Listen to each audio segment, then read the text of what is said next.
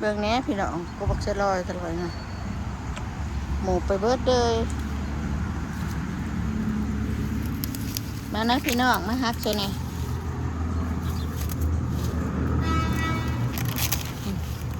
นวลหน่อยจะไม่ในนะพี่น้อง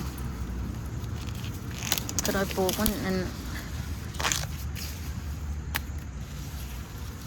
นหน่อยนี่ไม่ในเบิดนะกระทันแก่กับเพื่อนเก็บคนนะตัวได้แก่กับสิเก็บตัวแก่เด็กมันแก่ที่สุดแก่ได้ไหม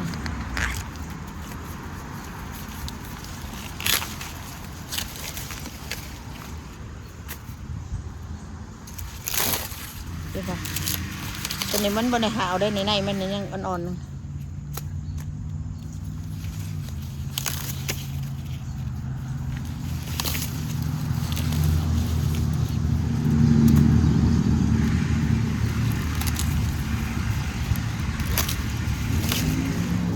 นี่หาวพอดีตกบักชะดีอันนี้ขั้นมันบักชะดอยอันนี้ขั้นมันบอลเป็นเปลือกจังสีได้มันพออยากแก่นะแต่มันแก่ก็จะเป็นแบบนี้นี่มันเลือดสแก่เบิ่งนี่แล้วมันแก่ไม่ได้แก่แล้วพี่น้องพอดีได้ครับ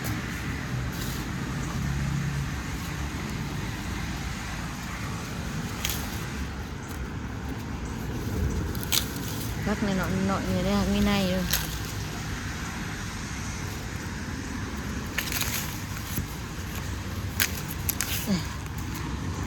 อะไรจะสิตัดตั้มมาเก็บหน่วยมาสักก่อนเก็บหน่วยสักก่อนบังดูนี่ดอกนี่แพ็กก็บอกเอาไปใส่พัดอันมีเนาะพัดอันเสร็จแสบเลย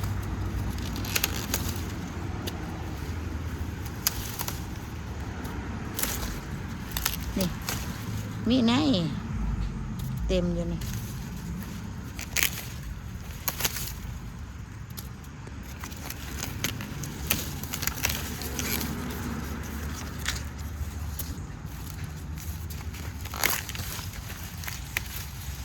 ประตูออกมาบ้าน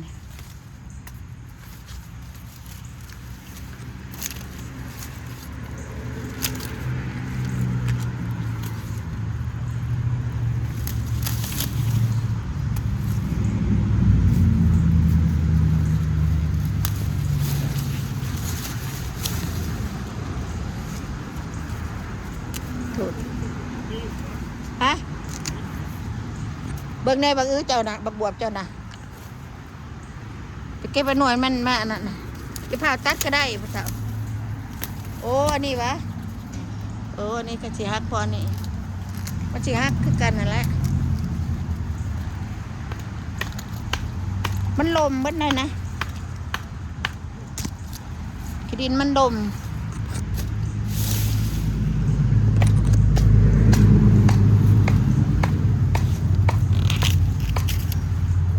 เบื้องข้างบักบวบจะพูดต้มลมละภาพเลยจะไปเอาหมากมันก่อนไปกัดที่ปนปลามีหมากด้วยค่ะ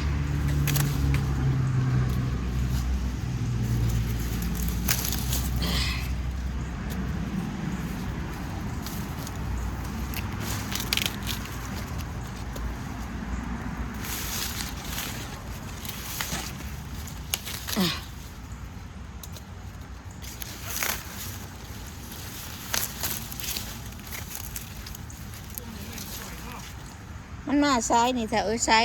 ปองถึงหัวเหือนเท่านี้นะมันมาซ้ายนี่ละ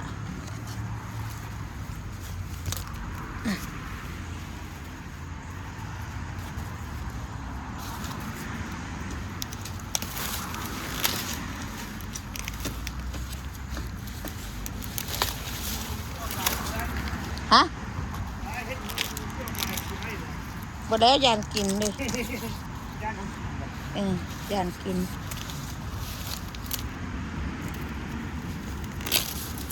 เฮ็ดรูนูมันก็ออกสำนันแล้วยานคนกินมันดูพี่น้องลมมาใส่กลางบ้าน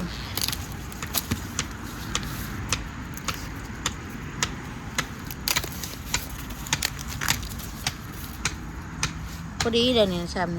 นี่พอดีต้มกันเปลือกยังเคี้ยวจากสีเนี่ยยังมีปัญหามันยังอ่อนอยู่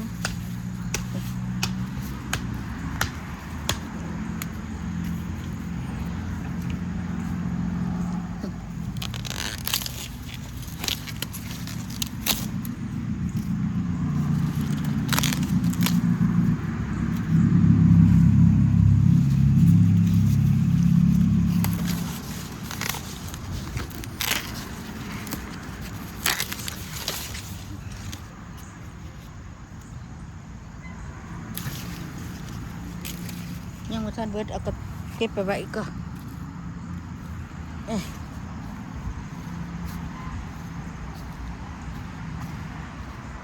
ปะเถาเลย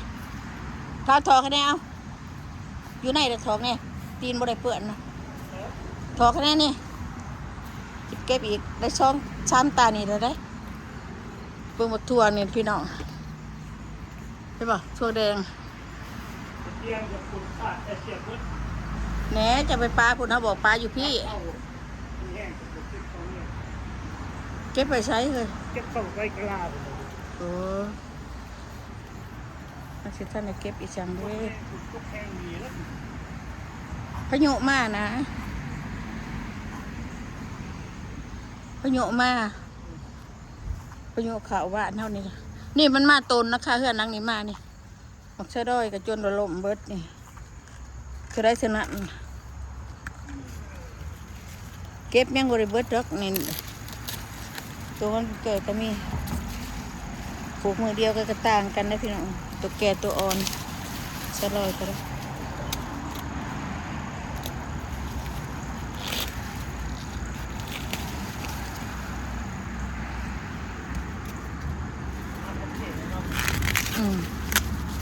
เดี๋ยวแต่เธอ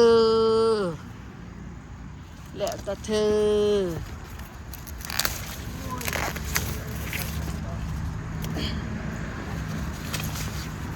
แล้วแต่เธอจะว่าไปปลูกจนนี่ก็ยังกินนั่นแหละสลอยก็ได้เนี่ยตัวนี้พระท่านแก่ท่านเก็บอันนี้ท่านพระท่านแก่เนี่ยแก่ก้อนที่จะเก็บแก่แล้วก็เก็บโอ้ตะกะแตนเลยตะกะแตนยงปูจับดอกจำปาตะกะแตนยง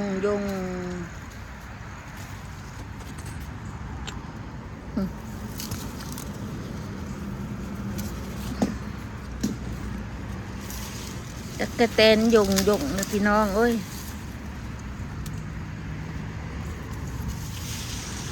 ต้นน้อยก็น้อยน้อยต้นใหญ่ก็น้อยใหญ่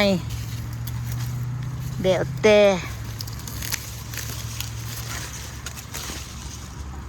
เก็บเอาแต่หน่วยได้มันประทันละหน่วยมันประทันแก่ก็มีอันนี้เป็นมอยแดงๆอยู่แต่ก็ได้เก็บได้แบบนี้เก็บเอาแต่หน่วยแดง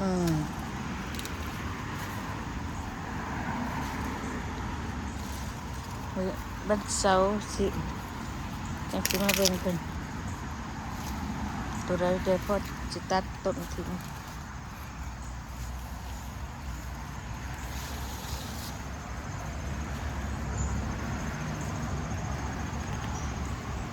เฮ้ยอ้าว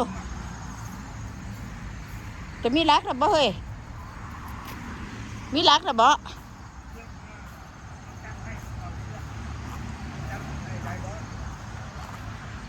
ขอบคุณจะคือบ่รักเฮ้ยป้าเนี่ยมันก็ลงเลยอยากให้มาจับตายต้นบักพริกข่อยเสียสะเสียขัวจับครึ่งเด้อเต่าเสือก่อนไปตายบักพริกข่อยหักไปเลยพริกบักเขือข่อยหักไปเลยพี่น้องมันนะโทรอันล่มโทรได้โดข่าวว่าอันนี้ ฝนตกฝนดินเนี่ยเขาบานอย่างนักมาแต่การเห็นต้นไม้ผุปะก็ว่าพี่กระหักเบิด My God จะเอาเสาใส่ไม่ใส่เฮ้ยเด้อพูดเถอะพูดเช้าวันนั้นปลามาตอกใส่ตะกะตะเดินมัดเสาเล็ก มันใส่เข้าเล็ก เร็วๆหน่อยตีล่ะข่อยโอ้มันสั่นได้ฮะนะมันสั่นได้คือบอสายเขียวสายเขียวเดี๋ยวประตูสายเฮาดึงกกมาอินเด้คือบอมาตายบบัวเขากำลังจ่อลายบ่ลายดีจะเก็บได้อยู่จักหน่วยช่วงหน่วยอยู่ได้มื้อนี้ก็จะเอาไปอันต้มกินกระปนก็เก็บปลาเขือนำพี่น้องเอ้ยมันว่าไม่ง่ายๆมันลมนี่ลมแห้งอีเดียรอมันนี่นะจนว่าบักปีกขอจนปีนเพิ่งรู้บักปีกรับสาบอยู่นี่กระดังหน่วยลายปลูก11 ต้นพอได้กินอยู่แล้วก็มีประโยชน์เขาไปได้แก่พอดอกเคยจะคล้องก็บ่ได้อยู่เพื่อนไปคือสิเหมาะอยู่ตั้งโมงใหม่เลยเอาพอเท้านี่ขึ้นหน้าน้องมาเถอะวะปวดแขนได้แล้วนี่นะเก็บผักเก็บหญ้าเก็บมะเขือมะแขกนี่ต้นมะเขือเขามันเอาหยอบบ่ไปเต่งจ้ะโน้ยเนาะพร้อมกันฟังเฮ้มาผูกไว้เป็นแนนคลิปคอยเด้อย่อแล้วเบิ่งได้บักพริกได้ก็นั่งเป็นหมากเด้มันสิฮักได้บ่ฮักเบิดเสียลำมันบ่เนี่ยปันตำได้มันฮักถึงได้เช้ามันสิฮักถึงพี่นะบางคนหมัดนี่ไปหลายหมัดจำนั้นนะบักพริกข่อยน้ำมันเบิดเลยแล้วบ้านโกก็ดีฮักไปนำมาเด้อจ้ะ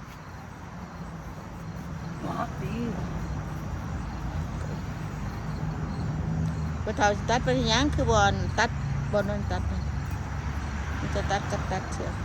กว่ามันเบาบ่ได้ได้มันหนึ่งมาใช้กันแล้วกันฮักไปน้ำกันเด้อพอละมัดจองไว้นี่คนสิมาอีกเยอะพี่น้องเบิ่งแน่เนี่ยจะบ่มาเถิงอีกบ่พอเท่า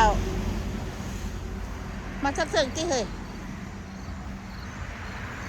บ้าตัวต้นมะเขือข่อยมุกอบรอบเลยไม่กาดพี่น้องเบิ่งดูบวบมันดันนั้นลมใช้ต้นมะเขือข่อยเซ็ตอาญะดีเด้เฮ้ยจองไปใช้ตอพุ่นต้นด้านพุ่นต้นใหญ่พุ่นเราสิจองมาใช้เช้านี่บ่ได้ต้นนี่ก็บ่ได้แหน่นได้นี่เช้านี่บ่ได้แหน่นได้นะขอเอามาเฮ็ดอีกก็ได้จองใช้มันบ่แหน่นอันนี้นะบ่ได้แหน่นพอเฒ่าเฮาหูมันบ่ได้แหน่นใช่ตรงนี้มาเจอมัดต้นนี่ไว้มักบวมค่อยโอ้ยเด่นมากระซ้าได้วะนี่คือผมมาใช้ต่อพี่ตัวนั้นมันจีบแน่นฮะอันนี้มันคือสีแน่นวะ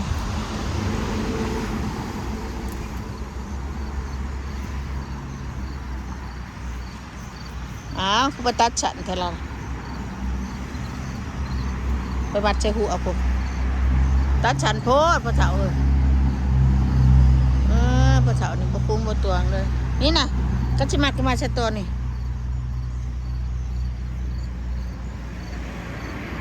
ตายมัดบ่ดุงมาล่างกันแล้วมันนี่ จะทราบนะกินหน่วยเบิดซื่อๆหรอกขนอยอยากเขาได้บริหารนะครับกรีดมากินได้ปะนี่พ่อเจ้า เด็กจะแม่นมันงามเด็กเลย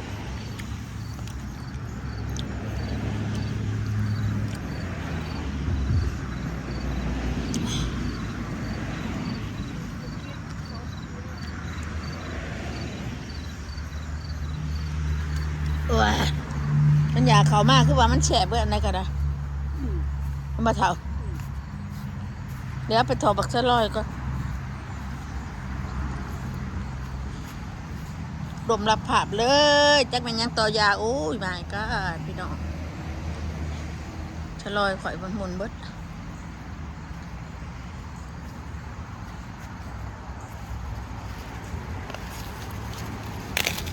ทักเอามันเบิดซะ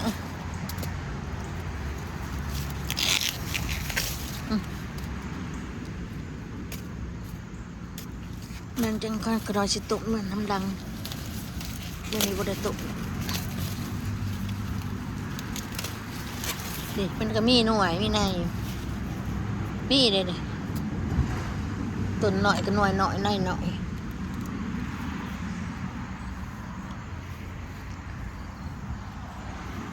โอ้ยมนต์อับหนับเลยพี่น้องเลยจากอีสังตัวอีอานี่เด็กขี่คุ้ยก็ได้อันนี้นะที่บาชวนขน่อยเห็ดหยังว่าจะมันคืองามบ่ได้ใส่พุ่นใส่ปุ๋ยอันนี้ละ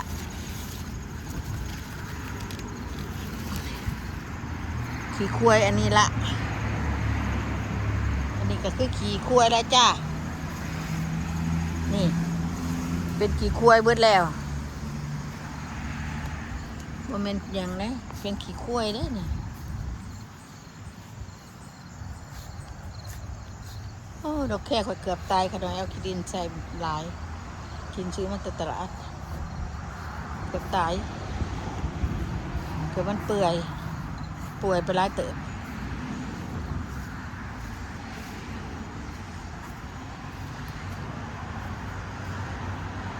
เปลี่ยนคู่ใหม่ก่อนถ้าถาวดิสบ่เฮ็ดกินบ่เคยเดินไปในบักสลอยขนาดเก็บเปิดแล้ววันนี้เก็บเปิดแล้วปลาไปนี่เบิดได้จวนน่ะนั่งกระดานเด็กได้หน่อย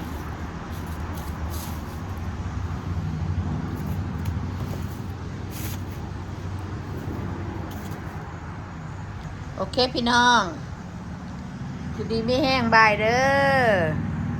เดี๋ยวตบมากินน้ำกันพี่น้องจะได้เติมไปต้มช้องหมอแล้วนี่หมอที่3ที่4อยู่นี่ล่ะบาย